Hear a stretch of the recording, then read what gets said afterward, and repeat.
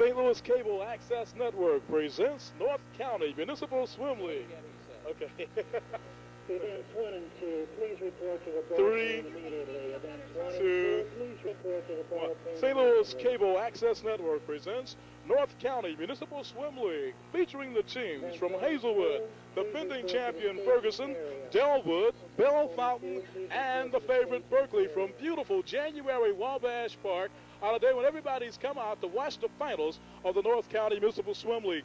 To my left, gentleman that we've worked before a few times, Dan Reardon, and to my right, B. Walker, who's going to give us some great insight to these things. You've been doing quite a few of these, haven't you? This will be my third one. Fantastic overall. And as we look now, we see that Berkeley is the favorite right now. What's happened to Ferguson overall? Do they have a chance? Looking at the heat sheet, it's going to be interesting. Ferguson's been on top for a long time, and now it's somebody else's turn. We were talking earlier about what draws people out here. This is sort of like a happening here in North County, isn't it? Well, for people who like to swim, yes, it is a happening. They look forward to it all summer long. And we were talking again before about what it takes to be a swimmer. It's just not easy work, is it? No, it's not. You have to get up at 7 o'clock in the morning, and you swim for about a couple hours, and then you have to go home and then come back for a swim meet. It's kind of hard on some of the social life for the older kids. I guess you really have to concentrate just to be a swimmer and become a good swimmer. It's like any other sport, it takes hard work. And I guess the competition factor is that if you start out at a particular speed and you increase as far as your timing is concerned, then you've done basically what you set out to do. We've always told our swimmers that if you end up in conference swimming faster than you did in June, then you've won, because you have improved yourself, and that's what counts. Worked with quite a few of these people in the past, and we'll be talking about that as we go along in the swim meet.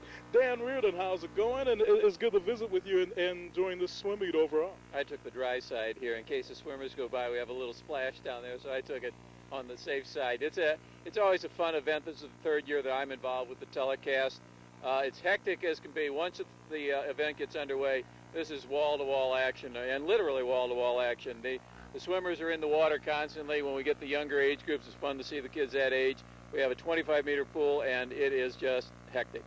68 events overall. We're going to try to bring you all of them right now. Let's talk about some of the swimmers, some of the individuals who may be going on the Nationals. I won't pretend to be an expert here, but I did pick up from B earlier the name Erin Hogshead, and the name was familiar to me, Hogshead, and I was curious at that time, and she mentioned Nancy Hogshead, an Olympian for the U.S., is the aunt of Erin Hogshead. She's one of the record holders coming into the event. She'll be swimming a little later in the program. And there is quite a bit of history, too, to the swim meet overall. B. Walker, there's a couple of kids now that will be moving on to Nationals. Yes, I just saw one of them. Jeff Rush is going to be leaving for the Junior Nationals on Monday, and he's been swimming here since he was 5 years old. You've taught swimming before. What would you do right now as far as getting ready for a meet like this is concerned? Any individual things that you may be thinking about doing or what? By today, it's all done. When it comes to conference finals, you can't do anything. It's up to the kids. You just turn them loose. So I guess it's more like mental, just having your mind ready that you're going to be in a race. That's correct. You just tell them to have. I always used to tell them just have a good time. I guess that's basically all that you can do when you get to something like this. You work so hard all during the year to get to finals. That's correct, and some of them don't make finals. They had a preliminary on Saturday, and the competition is so fierce that some of the good swimmers didn't make it. But at least their times were better, so they won anyway. Dan Reardon, we understand that there may be some work done on the pool here. Well, we were up here for a telecast the 4th of July, the celebration from the city of Ferguson. At that time, what I had picked up is there is going to be a rehab of this pool between now and next year. It's a nice facility. Obviously, they think they can do a better job. I want to throw a question back toward B on a couple of things. First of all, you talked, Tony, about what do you do at this time. I'd be curious from a coaching standpoint, what is the eating regimen? We're going on at 6 o'clock tonight. What does a coach tell the player as far as the kind of meal they have, how far in advance? And I'm not talking about cramping up or anything like that, but are there specific guidelines that you would use? Usually tell them to eat about 2 or 3 o'clock. And protein, meat, pretty light on the milk. But after the meet, everybody goes out and stuffs their face. So They're hungry by the time they get done. Festivities will start shortly. But they don't eat right before the meet. Our national anthem. So it's sort of like a holiday festive activity here as we're set to hear our national anthem. So let's enjoy that.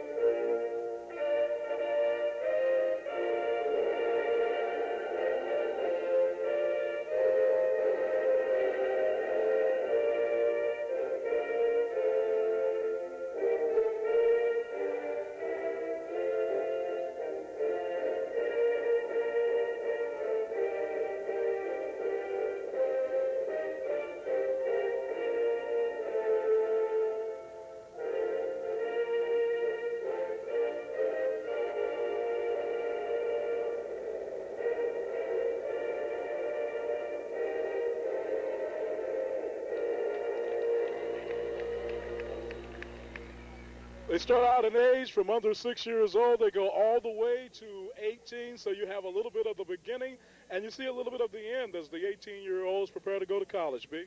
That's right. Many of them have swum in high school and will probably swim in college.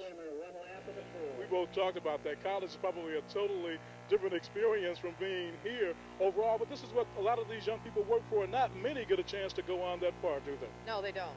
It's just like any other sport. There are very few who reach to the top. Dan Rudin? It looks like we're getting swimmers up on the blocks too, Tony. One thing I think we have to look for at these distances and this length of pool, starts and turns have to be a key for everybody. I agree with you. This is the 6 to 10, I believe, individual IM, which means that Ron, I really don't. Free relay. Okay, and these little guys swim one length, and the person at the other end cannot start until they touch the wall. And there have been people and teams disqualified because they haven't gone by the rules, and it's a heartbreaker when you go to conference night. And the favorites in the 6 to 8 is Delwood, I believe, and they have a time of 1:14.67. Outside chance right now is Ferguson at 1:19.35. Delwood has McDuffie, Pillar, Quigo, and Bidstrip as we get set to start the first round. So let's enjoy a night of swimming here from January Wabash Park for the North County Municipal Swim League.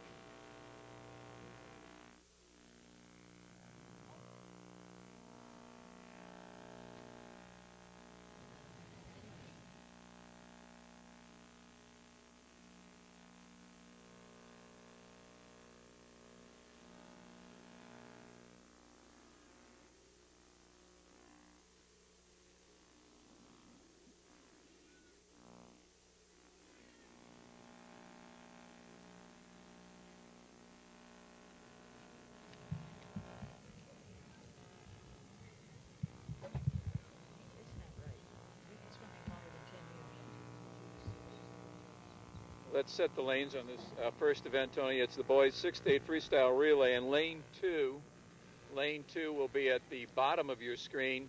That will be the team from Hazelwood. Lane 3 will be Ferguson. Lane 4, the fastest lane, will be Delwood. Lane 5 is Bellefontaine Neighbors, and lane 6 is Berkeley.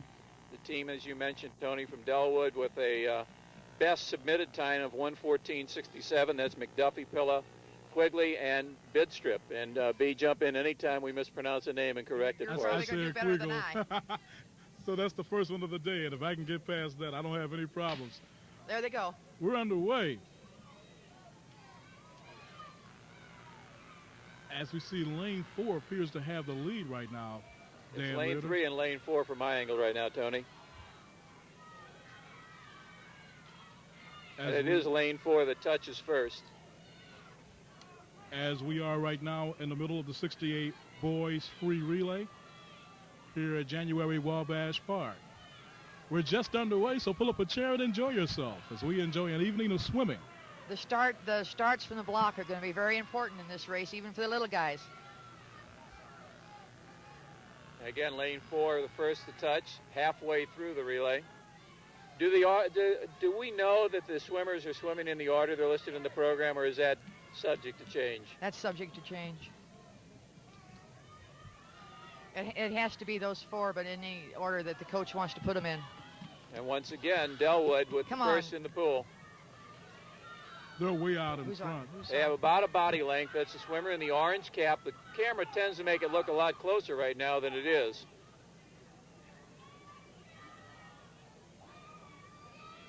And Delwood looks like a winner. We're running an unofficial clock here, and we have somewhere around 1:14, so they're swimming very close to their time. As the evening wears on, we will be getting official results. We'll be cranking those out as often as possible with names. But unofficially, Delwood the winner there in the boys' 6-8 freestyle relay.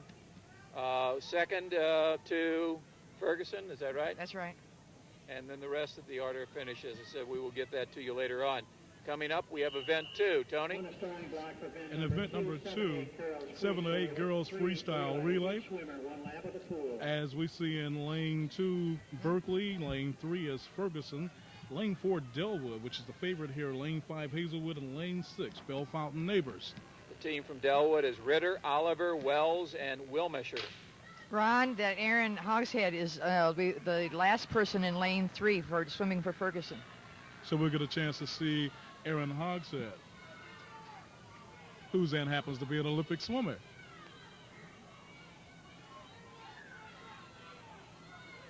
Right now, it looked like lane 3 first on the that leg. We have a very bad angle here. You're on camera. You're probably seeing it as well as we are. Just either appears to be closer or further away. But if what you say holds up, then Ferguson basically will be having an upset because they finished lane about 3. 5 seconds behind. And they're way out ahead right now. Yeah. They must have at least 2 body lengths over lane 4. And lane 4 hasn't even gotten in the water yet. Lane 5 that is, lane 5. Lane 5, which is Bell Fountain Neighbors. I would imagine, B, that a lot depends on the kind of jump, the kind of start that you get off to when you get into a relay like this. It could make or break you. Well, it can do that, but they also have to be very careful that they don't jump too soon, because if they jump too soon, that disqualifies them and they lose points there. So it's an art, basically, of being the lead-off person for this.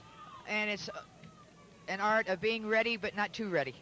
And again, we're going very unofficially on the times, but I have a time of 1:14.12 for the team from Ferguson, the winner in that event. Dragovich, Kinney, Darnell, and Hogshead victorious in the second event, girls 7 to 8, the free relay.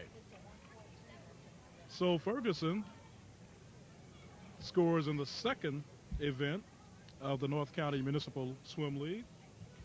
We have 66 more to go, and this looks like fun, B. It is fun. We have to look and see if that time of 1:14 in that range holds up, because that would be a new event record. The old record of 1:15, check that, 1:15.46 set in 1981 by Ferguson, so that's been a long-standing record. But as we said, we're very unofficial with our clock. Well, we'll keep you posted on that. And again, as B was saying, it's an art to leading off a free relay. As such, you just can't just start when you want to, and you have to be right on time. It's, I think, precision timing. What's the rule on false starts? How many and that sort of thing? It's the same rules as Olympic. They get one, and then the next person who goes in, that's it. So we're underway. This is boys free relay, 9 to 10. The lanes, Ferguson in lane 2, Hazelwood in lane 3, and lane 4 is Berkeley in lane 5, Delwood lane 6, Bell Fountain Neighbors. Berkeley is the favorite here.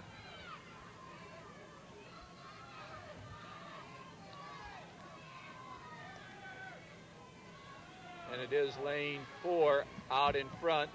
Now check that, lane 6 at the top of the pool. Lane 6 belonging to Bell Fountain Neighbors. We've got a race right now, Tony, between lanes 4 and 6. Berkeley and Bell Fountain Neighbors. And B, you were wondering where was Bell Fountain Neighbors. They're making their presence known right here. This is great. Look at the last person coming up on lane 6. Last person coming up is Nichols for Bell Fountain Neighbors.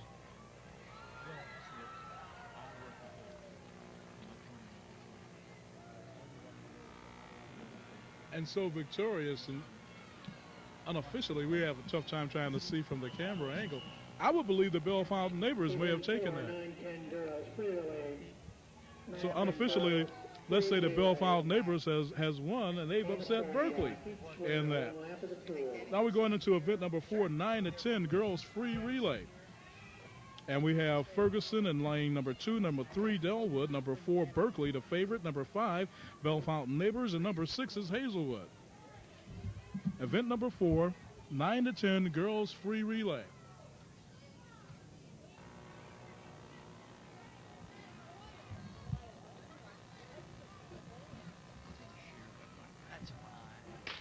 And they're off.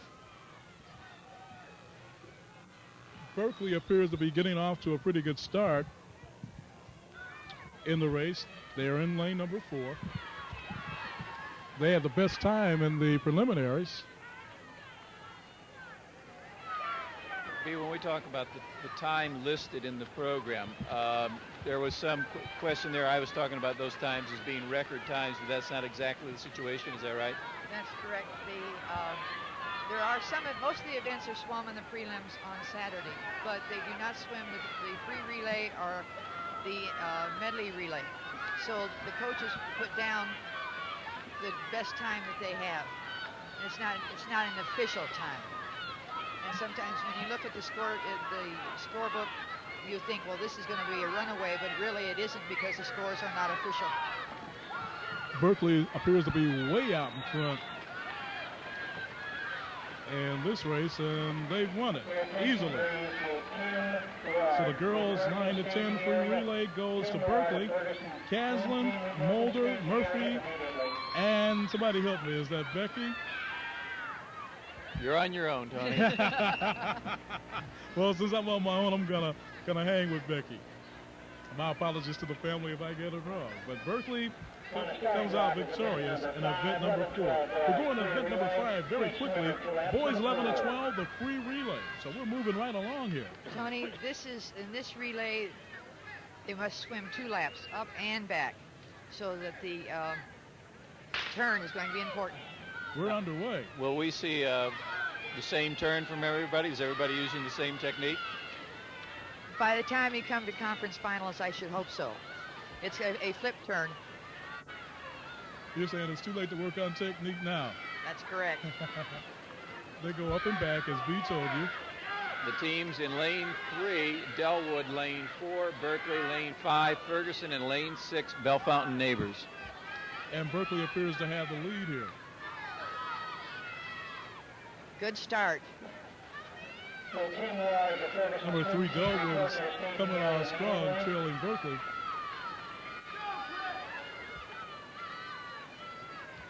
Berkeley's out in front, but they aren't that far out in front. Now you can see the distance between Berkeley and between the swimmer from Delwood. At a distinct advantage of swimming in the lead because of the calm water that you're swimming. Is that true? That's correct. Excuse me. The more as you get to the outside, the rougher the water gets. You get the backwash and the waves from everybody else. This is such a short distance lengthwise that you don't have the advantage of falling and swimming in somebody's wake like you do in the Olympics in the distance.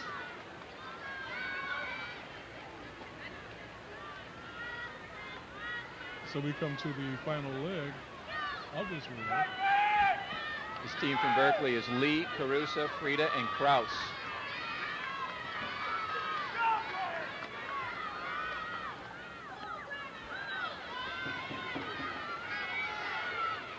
The record in this event is 2 minutes and 44 100ths. Let's see if we can get an unofficial time here. Again, Dan Reardon is keeping unofficial score. I have 2:01 flat, so they're in the ballpark. So Berkeley has come out victorious again, and they won, except for, I guess, the event number 3. They've won everything they were supposed to win so far. They are the favorites going into this one.